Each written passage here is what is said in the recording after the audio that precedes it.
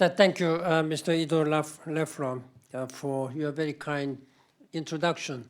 And I'd like to really thank you for your strong commitment and leadership and compassionate leadership. And I'd like to begin by thanking Ms. Wallis Annenberg, President and CEO of Annenberg Foundation, and also Cindy Kennard, the Executive Director of this foundation, and Ms. Teta Banks, National Chair of UNA USA. Thank you very much for your strong support again. And Congressman Ted Lieu, and thank you. As a member of the Foreign Relations Committee of House of Representatives, you take a very important role and leadership. I just met Chairman Ed Royce. We had a very good meeting and discussions on matters of our common concern, including all this refugee issues. Okay, ladies and gentlemen, I'm humbled again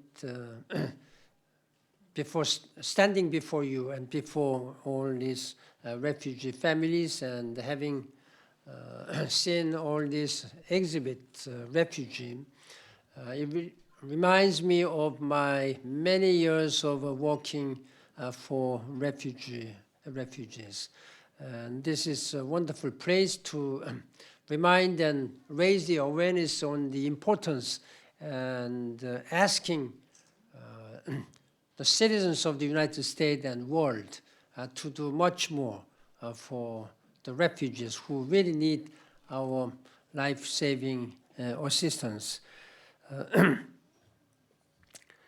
And finally, I'd like to thank to all of the agencies and local organizations and other partners, and a special word of gratitude to the volunteers helping refugees to adjust to their new lives here and there, all around the world.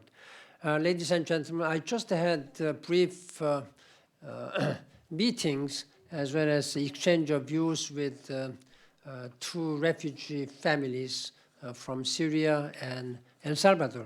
I know that some other refugee members are sitting here with us, and we will also have some discussions on this matter. And taking this opportunity, I'd like to thank particularly the people and government of the United States. And since I'm here in Los Angeles, California, state of California, and city of Los Angeles, California is the top state in receiving resettled refugees, and you are stronger and more dynamic for it. I'm especially pleased we are focusing today on refugee children. If California, state of California, were a country, then this state would be fourth largest in the world, accommodating refugees. In fact, United States has been very generous. During last 40 years, the United States has been resettling the many refugees, 3 million people, 3 million refugees.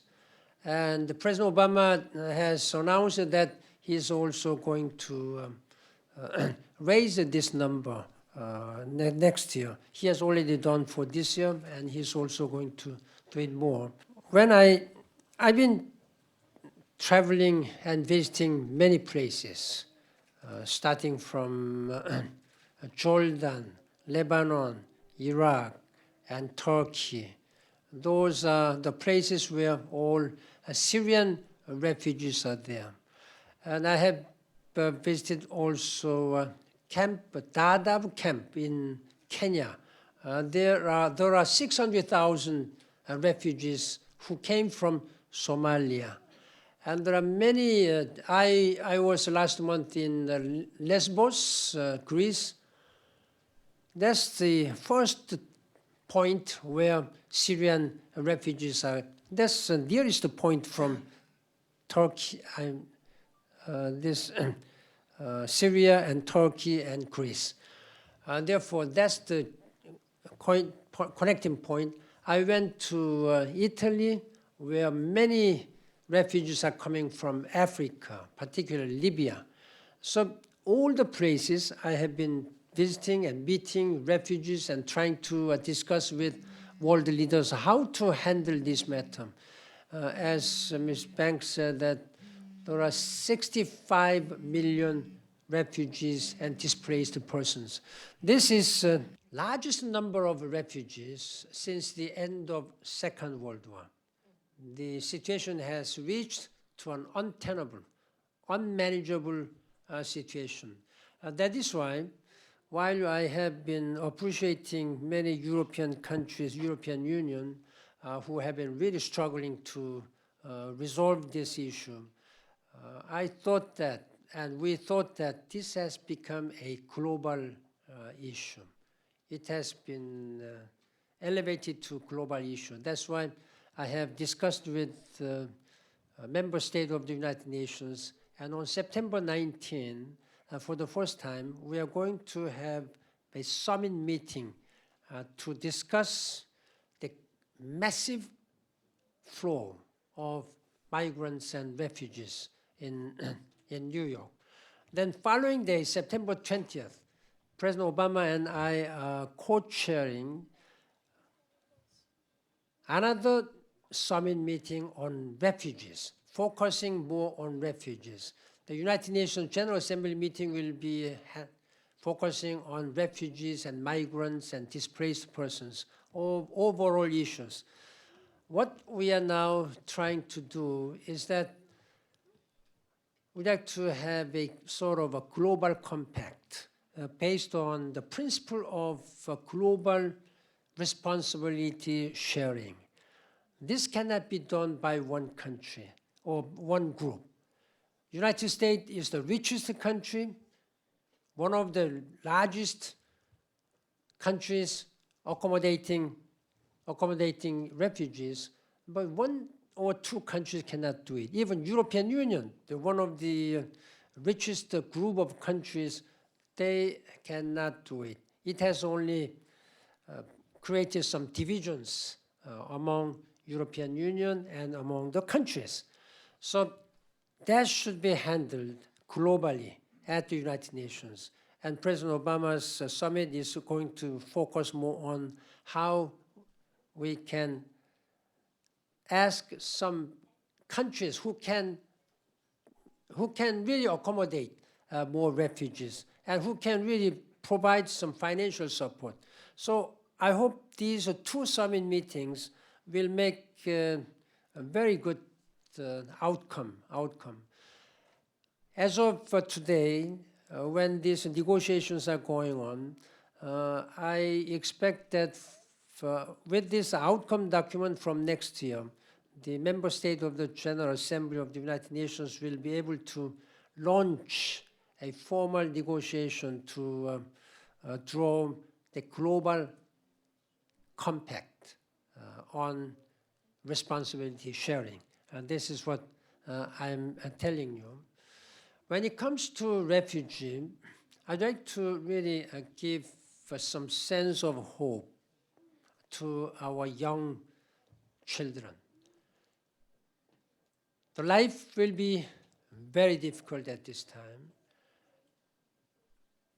but please do not lose hope. Have a big hope. United Nations will always be with you. In fact, I myself was one of the refugees. When I was 6 years old, it was in 1950, the Korean War broke out. That was a much more brutal and tragic war than what is happening in Syria or Libya, or elsewhere, South Sudan. It was a fratricidal war where after 3 years, just 3 years, 3 million people died, were killed. 3 million people, just after 3 years. Americans, they lost almost 40,000 people were killed. The United Nations mobilized forces to defeat, first of all, aggression. 21 countries participated in Korean War. I was one of many millions of displaced, internally displaced persons, people who had to flee to a safer place. At that time, United Nations came. Not only they rescued us from aggression, they provided everything we needed. Korea was totally devastated. They provided textbooks, pencils, notebooks, and everything. Whenever I was meeting refugee students, children, I've been always saying that as United Nations was there with me, I will be there with you. I will continue. UN will be there with you. So have a hope and do not lose your hope. This is very important. Be brave and courageous. And the first thing United Nations have been doing is that first you have to establish a shelter, tents, or a fabric house, then water, food. After that, school. We've been building schools. Even though these schools are not a proper school, but it's a makeshift schools. But first thing we have been doing, still we are doing, is that to educate refugee children so that they will not be left behind where there's so many other children who would be studying. There are still many, many millions of people who need our support. In that regard, I'd like to really thank all these agencies, very humanitarian agencies like International Rescue Committee and also this UB. All these are very generous and very compassionate support for all of these people. And I'd like to also talk to many distinguished citizens who are, ladies and gentlemen, who are here. They are your friends, they are your neighbors, and they should be part of this society. Unfortunately, we have seen in many other places where they are discriminated. There is a very serious tendency of xenophobia. And when they are driven to the corner, then where do you think that they should be? They have no other place. And therefore, please embrace them with generous, as you would do with your own family members. They can be a positive contributor to your society. Often, we have seen so many such a positive contribution when they are integrated and assimilated. I'm coming from attending this opening ceremony of Rio Olympic Games. It was a place where people were really excited. But most moving scene was that for the first time in Olympic history, the IOC has invited refugee athletes. Out of few million,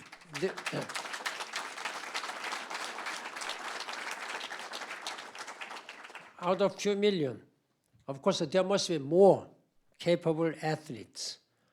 10 athletes, 80,000 people who were attending this opening ceremony, they all stood up and sent a standing ovation, giving full encouragement. I went to their village and I met refugee athletes myself, and I have really tried to encourage them. I don't know whether they will be able to win gold medals or will be able to be successful, but whether they earn medals or not, they are already the winners. This is a humanity, and we have to show and send our compassion so that they will be able to be embraced as citizens of this great city. And I really thank the Annenberg Foundation and citizens of Los Angeles and California and United States for their great compassion, great generosity you are showing to these people who really need our help. Let's work together so that nobody will be left behind, so that we'll be able to live in a better world. I thank you very much. Thank you.